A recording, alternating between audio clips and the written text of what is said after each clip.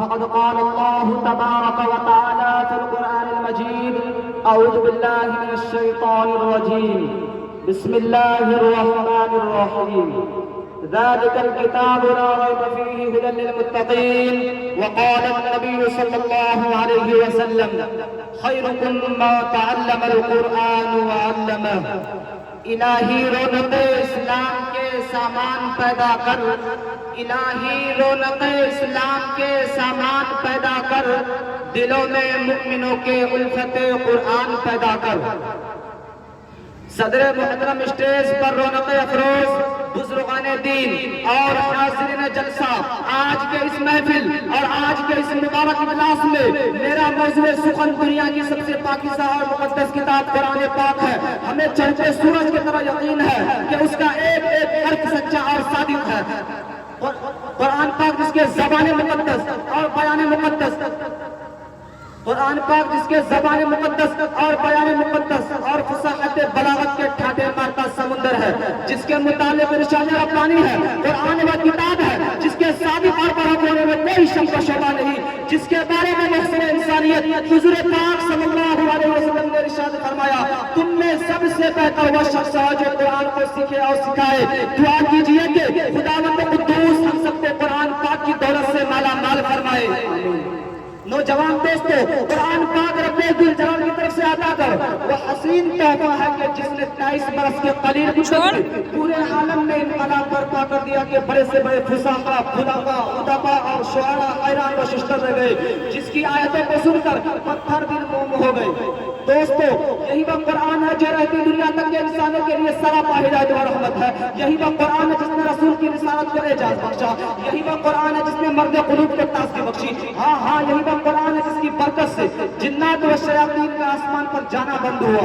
یہی وہ قرآن ہے جس کی برکت سے عزت و عفت کے شامیانے گر گئے. یہی وہ قرآن ہے جس کی بدولت محبوب حقیقی کی رضا میں نصیب ہوتی ہے.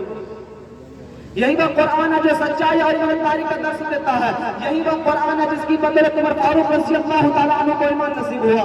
یہی وہ قرآن ہے جس کی نظیر پیش کرنے سے ساری دنیا عاجز و قاصر رہی. یہی وہ قرآن ہے جس کا مثل پیش کرنے سے آپ کے فصیح و بلیغ زبان بانی کے دعویٰ کرنے والے گھٹنے ٹیک دیے. یہی وہ قرآن ہے جس نے ذلت و گمراہی کے دلدل میں پھنسی ہوئی انسانیت کو رشتہ ہدایت کا پیغام سنایا. یہی وہ قرآن ہے جس کی حفاظت کا دعویٰ خود خالق کائنات نے فرمایا. یہی وہ قرآن ہے جس نے ذہنی قوت و بدلہ بخشا.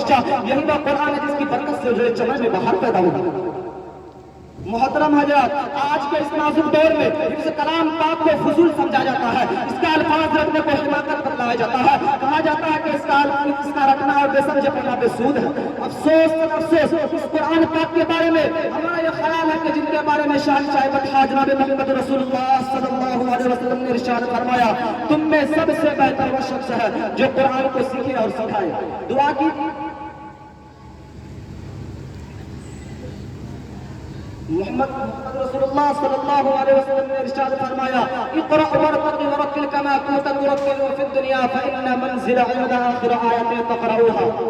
حدیث پاک میں آتا ہے قیامت کے دن حافظ قرآن سے کہا جائے گا: قرآن پڑھتا جا اور جنت کے درجے پہ چڑھتا جا، اور ٹھہر ٹھہر کے پر جیسا کہ تو دنیا میں ٹھہر ٹھہر کے پڑھا کرتا تھا، بس تیرا مقام اور ٹھکانہ وہی ہے جہاں آخری آیت میں پہنچے گا. اب میں حافظ قرآن کے لیے 2 مصرعات پڑھ رہا ہوں، سماعت فرمائیں.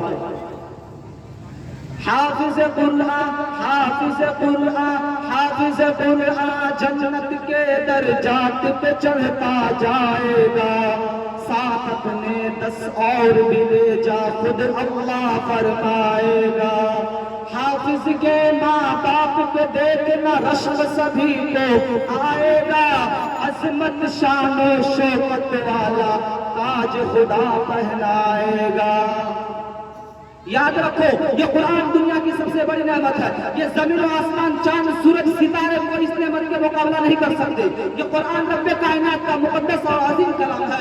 اور کیوں نہ ہو جبکہ اس کا اتارنے والا امین، جس ذریعہ اتارا گیا بھی امین، جس ذات پر نازل ہوا بھی امین، جس مقام پر نازل ہوا بھی امین، جس مہینے میں نازل ہوا وہ تمام مہینوں سے افضل، اور جس رات میں نازل ہوا تمام مہینوں سے بہتر اور افضل ہے. اللہ کا یہ مقدس اور پاکیزہ کلام تمام کلاموں سے افضل اور بہتر ہے۔ حدیث پاک میں آتا ہے فضل کلام اللہ علی سائر الکلام کفضل اللہ علی خلقہ، اللہ کے کلاموں کو اللہ کے کلاموں کو سب کلاموں پر اسی کی فضیلت ہے جیسے کہ خود حق تعالی شانہ کو تمام مخلوق پر اللہ کا دلارا اور خدا کا پیارا نبی ارشاد فرماتا ہے جس نے قرآن پڑھا اور اس پر عمل کیا اس کے والدین کو کل قیامت کے دن سورج سے بھی زیادہ روشن تاج پہنایا جائے گا۔ غور کرنے کا مقام ہے کہ جب والدین کو اس قدر و قدر و انعام سے نوازا جائے گا تو خود پڑھنے والے کے مقام اور مرتبہ کا کیا عالم ہوگا۔ حضرات قیامت کا میدان ہوگا، ایسے 10 آدمی جن کے لیے جہنم واجب ہو چکی ہوگی، حافظ قرآن اپنے رب کے بارگاہ میں سفارش کرے گا، پروردگار عالم اس کا سفارش قبول کرے گا اور ان کو اس حافظ قرآن کی برکت سے نجات عطا ہوگی۔ میں اپنے تقریر کو ختم کرتا ہوں، وما علینا الا البلاغ۔